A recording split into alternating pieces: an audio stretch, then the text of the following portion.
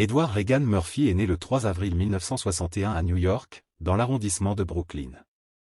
Sa mère qui se nomme Lillian Murphy est téléphoniste, tandis que son père, Charles Murphy, est policier. Le jeune Eddie a 3 ans lorsque le couple divorce, son père sera tragiquement tué 5 ans plus tard par sa nouvelle compagne. Il vit alors avec sa mère et son frère Charles, acteur et scénariste mort le 12 avril 2017, à Brooklyn jusqu'à l'âge de 10 ans. Sa mère se remarie ensuite avec Vernon Lynch, un ancien boxeur travaillant en tant que contremaître dans une usine de crème glacée et ayant déjà un fils prénommé Vernon. La famille déménage à Roosevelt, Long Island, où Murphy fréquente l'école. Son goût pour l'humour se développe très tôt, et Murphy est déjà célèbre à l'école pour ses imitations et ses blagues qui faisaient fureur chez les élèves, mais aussi chez les enseignants. Il comprend vite que son humour peut le mener loin et cherche très tôt à se produire devant un public. Il est persuadé de la possibilité de faire carrière dans le show business et se donne en spectacle à la moindre occasion. C'est ainsi qu'il deviendra l'un des acteurs les plus renommés des États-Unis et du monde. Début dans la comédie et le stand-up, 1976 à 1982. Il développe ses propres sketchs, basés sur des imitations de vedettes telles que Lionel Richie, Bill Cosby, Al Green ou Elvis Presley et se produit pour la première fois sur scène dans le centre jeunesse de son quartier en juillet 1976. Le style comique de ses débuts s'inspire grandement de ses idoles Richard Pryor et Bill Cosby, humoristes américains célèbres dont il sera considéré comme étant l'héritier. Il exécute ses numéros dans les centres de jeunesse et les bars moyennant de petits cachets, l'argent ainsi amassé lui permettra plus tard de s'inscrire à l'école technique supérieure du quartier Garden City de New York. Sa réputation s'établit rapidement, et il a l'occasion de se produire dans le club comique mythique des États-Unis, le Comic Strip, à New York. Les propriétaires du club sont très impressionnés par son talent et sa précocité et décident de prendre sa carrière en main. En 1980, après une très courte période d'études supérieures, il passe une série d'auditions, à tout juste 19 ans, pour participer au programme télévisé comique Saturday Night Live. Il convainc les producteurs du programme de son talent et participe à la saison 1980 à 81. Ses apparitions sont remarquées, si bien qu'il fait partie de la distribution régulière dès la saison suivante. À l'époque, Saturday Night Live voyait ses audiences s'éroder et le budget de production était limité. Durant les 3 années qui suivent, Eddie Murphy et son acolyte Joe Piscopo participent à la plupart des sketchs passés à l'antenne, et le programme regagne rapidement son public, offrant ainsi à Murphy une notoriété nationale, grâce à une galerie de personnages devenus cultes. Il quitte l'émission en avril 1984 pour se concentrer sur sa carrière cinéma déjà bien entamée. Acteur de comédie à succès, année 1980. En effet, personnalité populaire aux États-Unis grâce à sa participation à Saturday Night Live, Murphy ne tarde pas à faire ses premiers pas au cinéma. Le réalisateur Walter Hill, qui recherche un acteur susceptible de donner la réplique à Nick Nolte dans son nouveau film, auditionne Murphy qui obtient ensuite le rôle. 48 heures sort en 1982.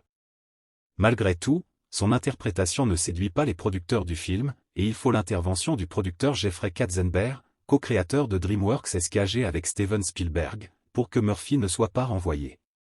Il reçoit des cours de comédie, dispensés par David Proval, connu pour son rôle de Richie April dans Les Sopranos, pendant le tournage, pour l'aider à trouver l'agressivité nécessaire à l'interprétation de son rôle de malfrat.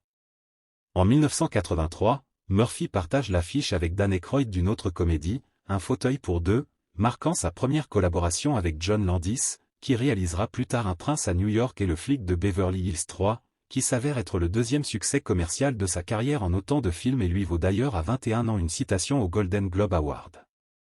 En 1984, il figure dans le film Une défense canon qui ne rencontre pas son public mais n'affecte pas Murphy, dont l'implication dans ce film est limitée à un rôle de soutien. Il tient l'affiche dans Le flic de Beverly Hills, dans lequel il interprète le flic Axel Foley. Le film devient à l'époque l'un des 10 plus gros succès commerciaux de tous les temps aux États-Unis, propulsant Eddie Murphy au rang de star. À la base, le rôle de Winston Zeddemore joué par Ernie Hudson dans S.O.S. Phantom avait été écrit pour Eddie Murphy mais celui-ci préféra jouer dans Le flic de Beverly Hills. Les 2 films rencontrèrent un immense succès.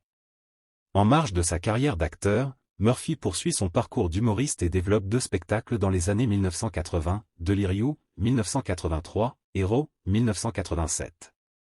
Son style humoristique mêle imitation et récit d'histoire plus ou moins basés sur sa vie et porte la trace des inspirations d'Eddie Murphy, Richard Pryor et Bill Cosby, qu'il imite par ailleurs dans ses spectacles. Ses sketchs les plus célèbres figurent dans une série d'albums, avec notamment Eddie Murphy, un live au Comic Strip, 1982. Et Comédien en 1983, qui remporta le Grammy Award du meilleur album comique. Il fit même de la musique avec une série de singles entre 1985 et 1993, voire singles. En 1986, il tient le premier rôle dans la comédie Golden Child, l'enfant sacré du Tibet, The Golden Child, et reprend en 1987 son rôle d'Axel Foley dans le flic de Beverly Hills 2. Comme pour The Golden Child, les critiques ne sont pas dithyrambiques mais le film est encore une fois un énorme succès. Dans Un prince à New York, Coming to America, 1988, il incarne un prince africain qui se rend à New York pour trouver la femme idéale. En 1989, Murphy fait ses débuts en tant que réalisateur et réalise Un rêve en travaillant avec son idole Richard Pryor, dans Les Nuits de Harlem, dont l'action se déroule dans le Harlem des années 1930. Affaiblissement progressif, année 1990. Le début des années 1990 marque un ralentissement de sa carrière, ses films réalisent moins de recettes dans le monde, 48 heures de plus, Monsieur le député, Boomerang, et Un vampire à Brooklyn n'ont pas le succès escompté.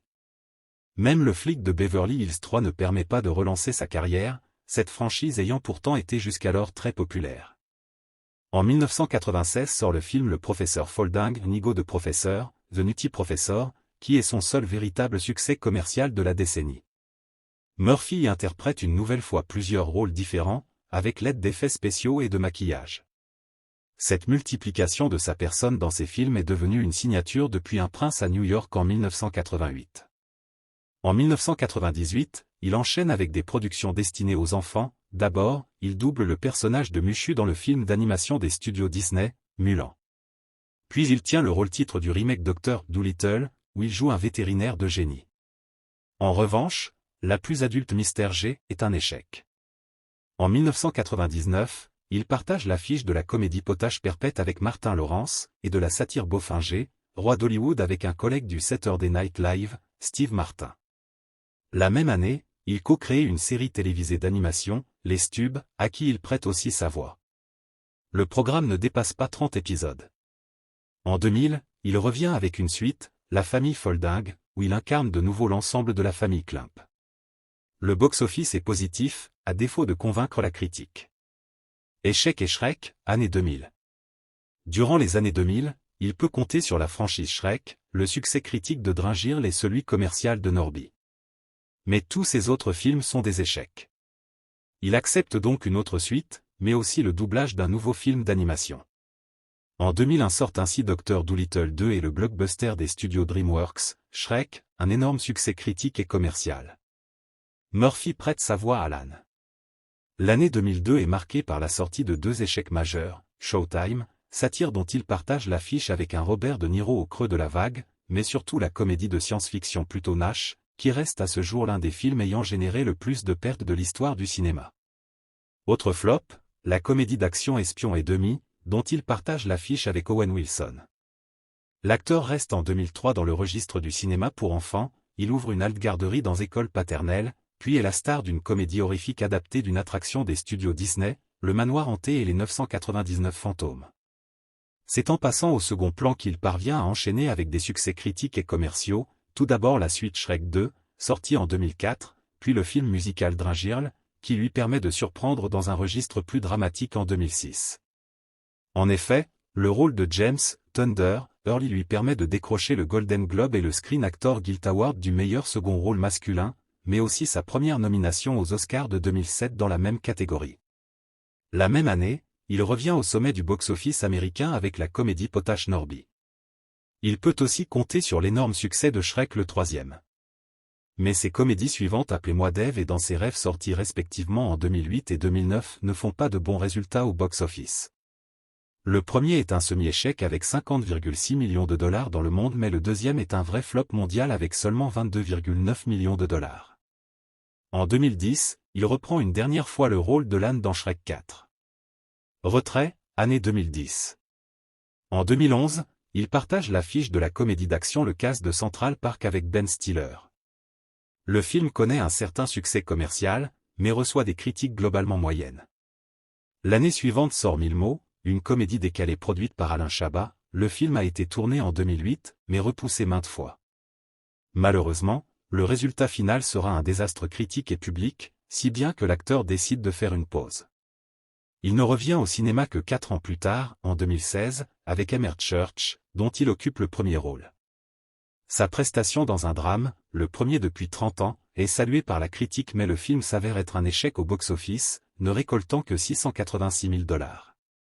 En 2019, il revient avec 2 suites à des succès passés des années 1980, il redevient Axel Foley pour Le flic de Beverly Hills 4, puis incarne le frère de Arnold Schwarzenegger et Danny DeVito dans Les Triplés. Vie privée. Lors des NACAC Image Awards en décembre 1988, Eddie Murphy a rencontré Nicole Mitchell qu'il a épousée le 18 mars 1993 à New York. Ensemble, ils ont eu 5 enfants, Brianna Liana Murphy, née le 18 novembre 1989, Miles Mitchell Murphy, né le 7 novembre 1992, Shane Audra Murphy, né le 10 octobre 1994, Zola Ivy Murphy, né le 24 décembre 1999, et Bella Zara Murphy, née le 29 janvier 2002. En août 2005, il demande le divorce citant des « différends irréconciliables » au bout de 12 ans de mariage et 16 ans de vie commune. Leur divorce a été prononcé en avril 2006. Eddie a eu 2 autres enfants avec 2 autres femmes, Eric Murphy, né le 10 juillet 1989, avec Paulette Mcenelli, et Christian Murphy, né le 29 novembre 1990, avec Tamara Hood. Peu après son divorce avec Nicole Mitchell en 2006, Eddie a brièvement fréquenté l'ex-chanteuse des Spice Girls, Melanie Brown. Le 3 avril 2007, lors du dédi, Melanie Brown a donné naissance à une fille, prénommée Angel Iris Murphy Brown. En juin 2007, il a été confirmé qu'Eddie est le père biologique d'Angel à la suite d'un test ADN. Cependant, lors d'une interview, Melanie a déclaré qu'il ne connaissait pas beaucoup sa fille mais, en 2010, il a été annoncé qu'il apprenait à mieux la connaître. En 2006, après sa liaison avec Melanie Brown, Eddie commence à fréquenter la productrice de cinéma, Tracy Edmond. Ils se sont mariés le janvier 2008 mais ils se sont séparés 16 jours après leur mariage. En 2011 à 2012, Eddie a une relation avec l'actrice vénézuélienne Cheyenne Gerardi. Depuis septembre 2012, Eddie est le compagnon de la mannequin australienne, Paige Butcher, de 18 ans sa cadette. Ensemble, ils ont une fille, prénommée Izzy-Oona Murphy, née le 3 mai 2016. Abonnez-vous à la chaîne pour ne rater aucune vidéo.